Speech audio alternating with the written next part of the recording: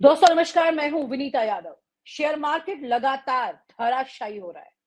चुनाव के दौरान तो शानदार हो जाता है, लेकिन अभी फिलहाल राहत की खबर कतई दिखाई नहीं दे रही है। दिवाली आ रही है, दिवाली पर लोग उम्मीद कर रहे हैं कि कुछ बेहतर होगा, लेकिन 9 लाख करोड़ के जो निवेशकों के 9 लाख करोड़ हैं, जो वो डूब गए।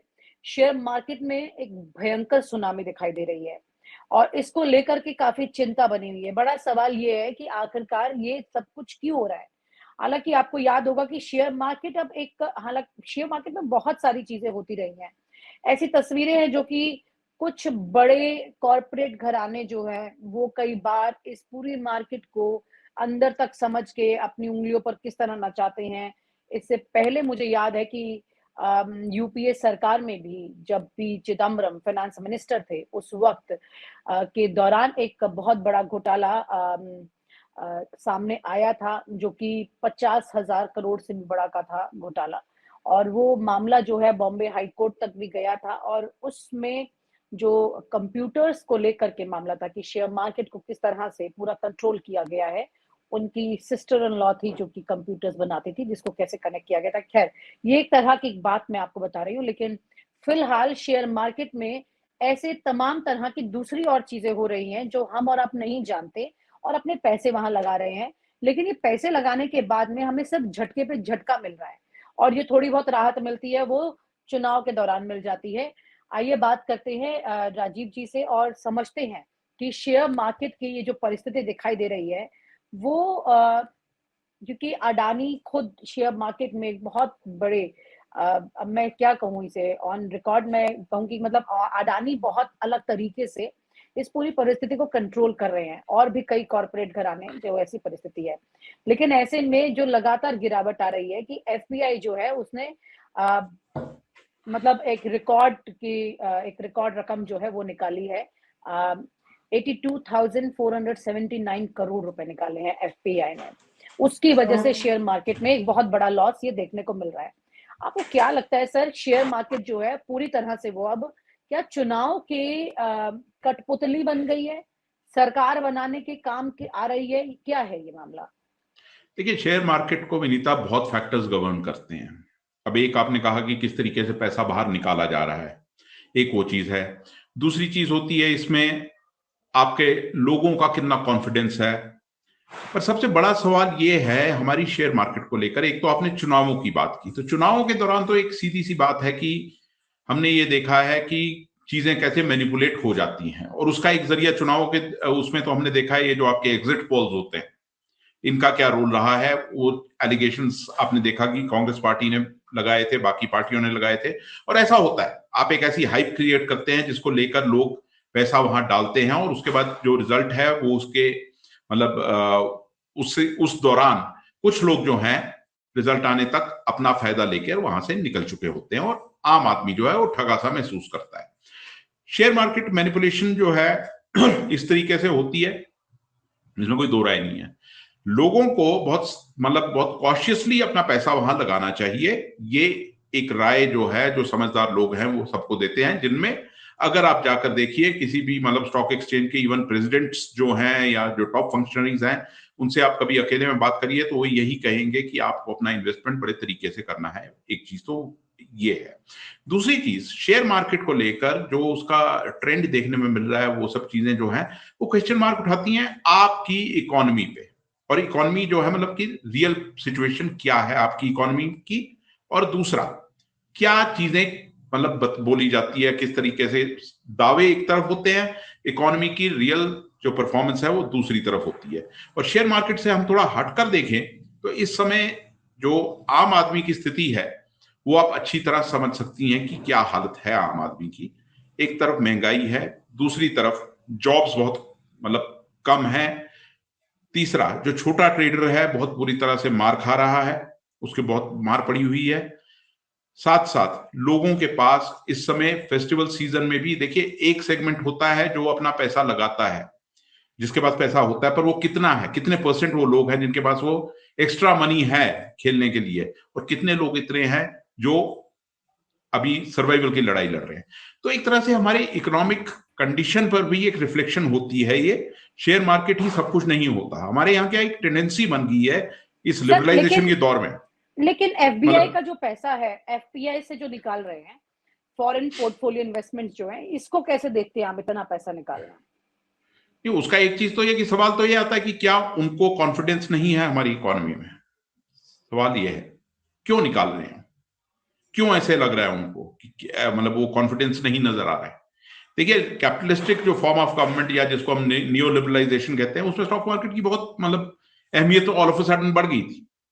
और हुआ क्या है पिछले 30-35 सालों में, हम अपनी जो है ना हमारी खुशहाली का मापदंड भी हम स्टॉक मार्केट को लेने लग गए, क्योंकि पॉलिटिशियंस वैसे स्टेटमेंट देने लग गए थे। अब कोई आदमी कहता है कि मेरी महंगाई बहुत ज्यादा है या परेशानी है या मेरे पास जॉब नहीं है, शेयर मार्केट तो बहुत अच्छा कर रही है। अब शेयर मार्केट किस कारण से अच्छा कर रही है वो समझना एक अलग चीज है, और आम आदमी की परिस्थिति वो अलग है। जब हम बात करते हैं, मतलब मेरा खुद का एक कंटेंशन रहता है कि मुझे आपके जीडीपी से कोई लेना देना नहीं है, मुझे अपनी नॉर्मल सर्वाइवल चाहिए, मुझे अपना नॉर्मल ब्रेड एंड बटर चाहिए, है ना। तो कई बार वो बात होती है कि हैप्पीनेस इंडेक्स की बात हो तो we are perhaps one of the most depressed nations in the world. क्यों है ऐसा? क्योंकि जब हम जीडीपी की बात करते हैं, जीडीपी कैलकुलेट करते हैं, तो उसमें आपकी मेरी इनकम भी होती है और साथ में ये टॉप कॉर्पोरेट जो है उनकी भी क्लब की जाती है। तो जब उनकी और हमारी इनकम मिलाकर कहीं ऊपर जाती है, अगर उनकी आप इनकम्स निकाल दें और फिर आप देखेंगे जीडीपी कहां खड़ी होती है।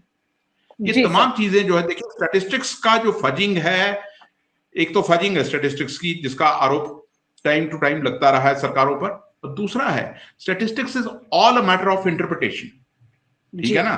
तो जब आप मतलब आप अब हम बात करते हैं कि आप वैसे तो बड़े एग्जांपल देते हैं कि गिलास आधा खाली है आधा भरा हुआ है, मैं कहता हूं आधी में हवा है, ये सब है। बट रियल टर्म्स में जो है इकोनॉमिक जो डिस्ट्रेस है इस समय लोगों पे, देखिए आप इस समय आप किसानों की हालत देखिए, वो ठीक नहीं है। ठीक है, पेंशनर्स पेंशनर्स के मैं मानता हूं कि भाई एक बर्डन है, एक एक्सचेकर पे बर्डन होता है, ये तमाम चीजें होती हैं, बट एक सिस्टम होता है। सोशल सिक्योरिटी कहाँ है? उनको आप निकाल दीजिए, बाकी लोगों की सोशल सिक्योरिटी कहाँ है? और आम आदमी की आज लेवल ऑफ इनकम क्या है? आप कॉर्पोरेट्स को छोड़ दीजिए, वो 5% 10% छोड़ दीजिए, जो एक हाईली पेड सेगमेंट है, और उसके अंदर भी एक सेगमेंट ऐसा है जो 40-45 की एज तक आते आते उनकी भी छटनी शुरू हो जाती है। ये तमाम चीजें जिनको आपको समझना बहुत जरूरी है। शेयर मार्केट एक मतलब कॉन्फिडेंस जो है ना, जो आप कह रही हैं कि फॉरेन वो जो है पोर्टफोलियो तो क्यों विड्रॉ हो रहे हैं, वो एक क्वेश्चन मार्क लगता है कि क्या उन्हें हमारी इकोनॉमी में कॉन्फिडेंस उनका क्या शेक हुआ है, और उसको वो अगर ऐसा है तो हमको इमीडिएट मेजर्स लेने की जरूरत है कि वो कॉन्फिडेंस बना रहे। ये चीज समझनी बहुत जरूरी है। आफ्टर ऑल हम एक चीज को क्लेम करते हैं ना, हर फॉरेन कंट्री जो भी मतलब एक फॉरेन जो इन्वेस्टर है यहाँ पर, उसको इंडिया में क्या नजर आता है? 1.4 बिलियन कंज्यूमर्स हम कंज्यूम करने वाले हैं। बट साथ साथ हमको ये भी तो देखना है कि हमारी खुद की मैन्युफैक्चरिंग कहाँ चली हुई है, हमारे खुद की जो इंडस्ट्रियल डेवलपमेंट कहाँ पहुंची है। एमएसएमई सेक्टर की हम बात करते हैं, उनको कितनी मार पड़ी हुई है। और फिर हम देख रहे हैं कि कुछ ग्लोबल फैक्टर्स हैं, दो तो युद्ध चल रहे हैं, इजराइल पैलेस्टीन का चल रहा है और उधर आपका रशिया यूक्रेन का चल रहा है। जिस तरह आप कुछ दिन पहले सूरत से खबर थी, हीरा उद्योग बड़ी बुरी मार पड़ी है हीरा उद्योग को गुजरात में ही। अब वो गुजरात में हुआ है तो खबरें बाहर नहीं आती उस स्तर पे, वो बात एक अलग चीज जी सर, इसमें यही कुछ जो वजह बताई गई है कि भाई क्या वजह चल रही है, उसमें एक बड़ी वजह ये भी है जिसका जिक्र आप कर रहे हैं कि भारतीय बाजार और कई कंपनियों का मूल्यांकन काफी ज्यादा अधिक है, लेकिन बहुत सी कंपनियों के नतीजे उनके वैल्यूएशन को जस्टिफाई नहीं कर पा रहे हैं। बजाज ऑटो, कोटक महिंद्रा बैंक और आरबीएल बैंक इसके बड़े एग्जाम्पल हैं। इसमें इन सभी के शेयरों में तिमाही नतीजों के बाद भारी गिरावट हो रही है। रिलायंस इंडस्ट्रीज के तिमाही नतीजों से भी निवेशक कतई खुश नहीं है।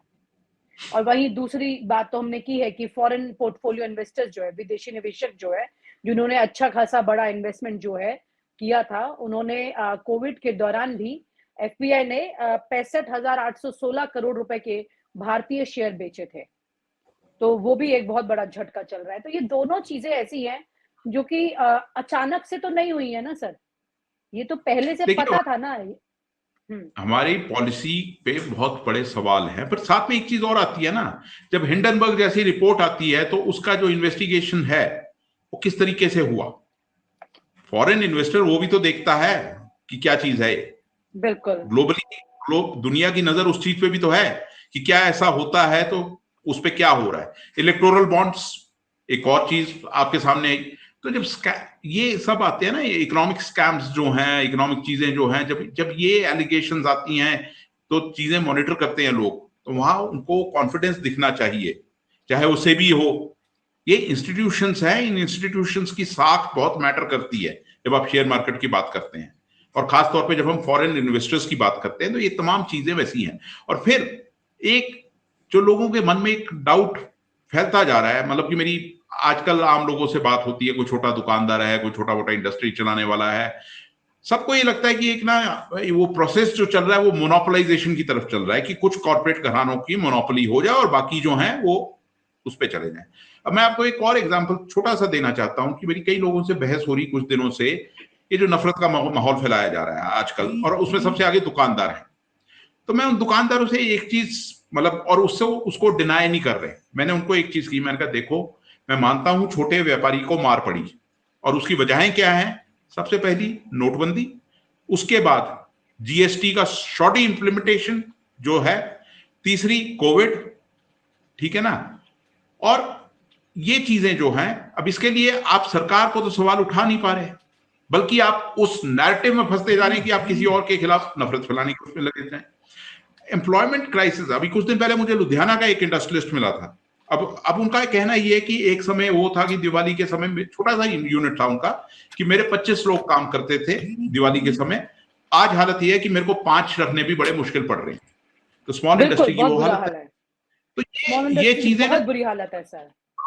अगर देखिए आप पिंक पेपर्स पढ़ते हैं, वो जो आपको एक रोजी पिक्चर दिखाते हैं वो एक अलग चीज है, बट आम आदमी की स्थिति आप देखिए क्या है इस समय। बसेस के फेयर्स बढ़ रहे हैं, ट्रेन फेयर्स, वो ट्रेन को लेकर, वैसे ही रेलवे की स्थिति हम जानते हैं, फेयर ना भी बढ़े तो वहां का ट्रैवल की क्या हालत हुई है उसको आप देख लीजिए। अब मुझे अब एक चीज और बताइए, जो सर्ज प्राइसिंग इंट्रोड्यूस की गई है, ये आम आदमी के लिए कितनी सर्ज प्राइसिंग, मतलब इमरजेंसी में जिस आदमी को जाना है, उसकी इमरजेंसी अक्सर क्या होती है एक आम आदमी की, घर में किसी की मौत हुई है, घर में कोई बीमार पड़ा है, वो आदमी जब बाय एयर जाना चाहता है या बाय मतलब कोई और मोड से जाना चाहता है, और आप सर्च प्राइसिंग उससे लेते हैं, मतलब ये पीपल फ्रेंडली नहीं है ना ये स्टेप्स जो हैं। तो इकोनॉमी देखिए, ये तो बहुत ही सेल्फिश डिसीजन है आम आदमी के साथ में। ऐसी है कि सेल्फिश डिसीजन है इस चीज को लेकर।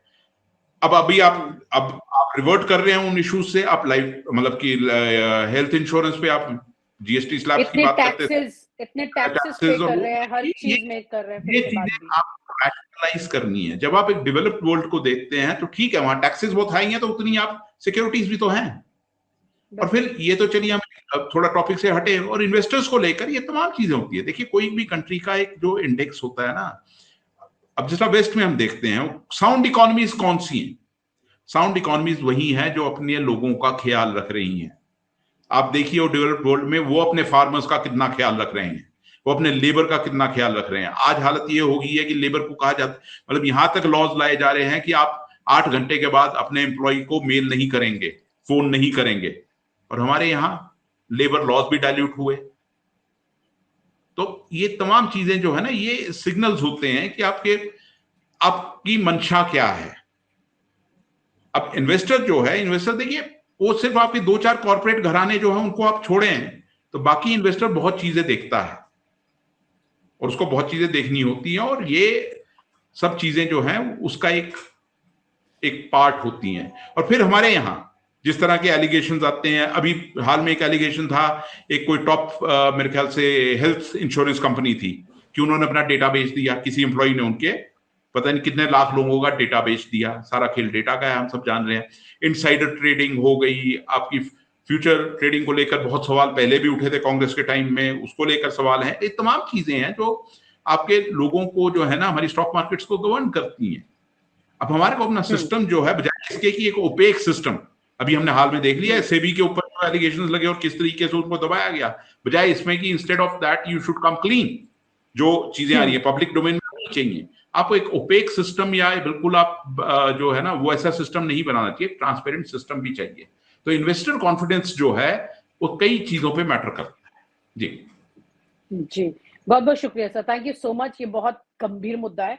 अभी बहुत सारे लोग इसे समझ नहीं पा रहे हैं। जो-जो स्टॉक एक्सचेंज मार्केट से जुड़े हुए हैं, वो थोड़ा बहुत इस बात को समझते हैं और कई लोग बहुत गहराई से समझ रहे हैं। लेकिन देश की एक बहुत बड़ी जनता है जो इस मार्केट से नहीं भी डायरेक्ट जुड़ी, लेकिन इनडायरेक्टली तो जुड़ी हुई है और उनके लिए ये बहुत बैड न्यूज़ है। ये अच्छी खबर कतई नहीं है। सरकार अपने चुनाव में लड़ी है, अपने चुनाव में बिज़ी है और दूसरी तरफ अपनी इमेज को बैलेंस करने की कोशिश कर रही है, लेकिन आपकी मनी को बैलेंस करने की अभी कोई भी कवायद दिखाई नहीं दे रही है। ये चिंता की बात है। बहुत-बहुत शुक्रिया sir, thank you so much. Thank you. और आप हमसे जुड़े रहने के लिए सब्सक्राइब करें YouTube पर, फॉलो करें Twitter पर और लाइक करें Facebook पर। और ज्यादा जानकारी के लिए आपको टाइप करना होगा सिर्फ न्यूज़ नशा।